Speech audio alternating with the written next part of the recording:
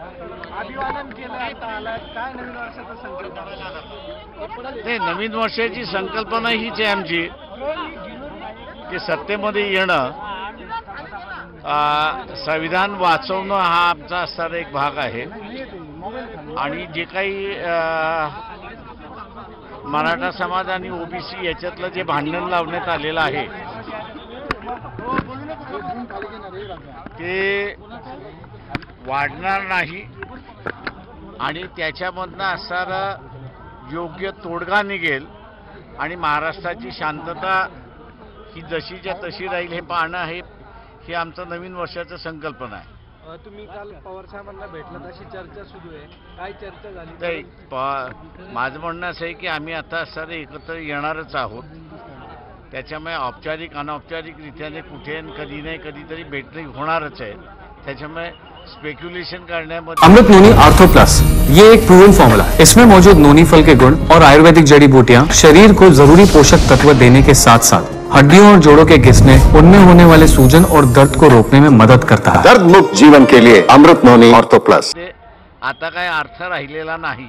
म्हणजे ज्यावेळेस आम्ही पत्र लिहित नव्हतो की आम्हाला सारा इंडियामध्ये सहभागी घ्या, त्याच्यामुळे असणारं ते इन्क्लूड आहे की NCP सुद्धा इन्क्लूड आहे, काँग्रेससुद्धा आहे, शिवसेनासुद्धा आहे. त्याच्यामुळे वारंवार या भेटी होत राहणार. झाली भेट तर निश्चितपणे आपल्याला सांगेन. इंडिया आघाडीत कधी प्रवेश होतो? आता तो त्यांनी ठरवायचा आहे की कधी आम्हाला प्रवेश द्यायचा आहे. तो आमच्यासाठी अजून तरी दारं बंद आहेत.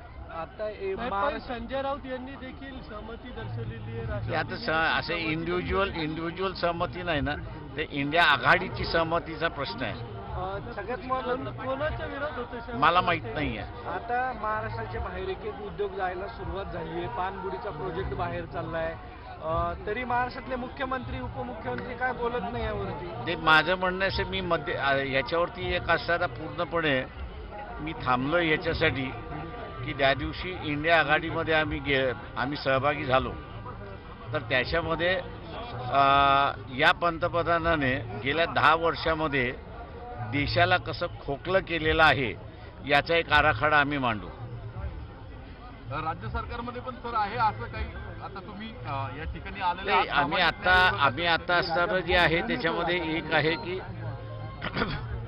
शासनाने जेवढी सोय करायची तेवढी सोय या ठिकाणी केली, जेवढी सजेशन सांगितले ते स्वीकारलेत आणि त्याच्या प्रमाणात त्यांनी असणाऱ्या इथल्या सोयी केलेल्या आहेत.